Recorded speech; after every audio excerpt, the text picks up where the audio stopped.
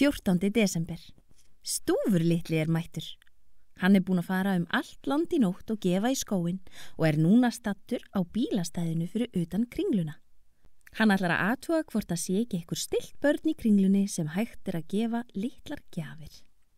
Hann lappar á milli bílana en sér að hann kemst ekki að Kringlunni nema ganga þar sem bílarnir keyra. Vum! Hann tók eitt stórt skref og var næstum því keyrður niður. Bílstjórarnir sjá hann ekki því hann svo lítill að hann nær ekki upp fyrir bílana. Og þegar hann stígur út á svæðið þar sem bílarnir keyra þá finnst bílstjórunum eins og hann birtist allt í einu. Sömuleiðis sér Stúfur ekki hvort það sé að koma bíl fyrr en hann stígur út á akstursvæðið því hann sér ekki yfir bílana. Þetta eiginlega smá vandræði sem Stúfur komin í. Úff, Stúfi líður ekki vel á bílastæðinu. Hann passa sig svakalega vel og kemst á endanum inn í Kringluna. Góðan daginn og gleðileg jól! Hrópar hann þegar hann kemur inn í Kringluna.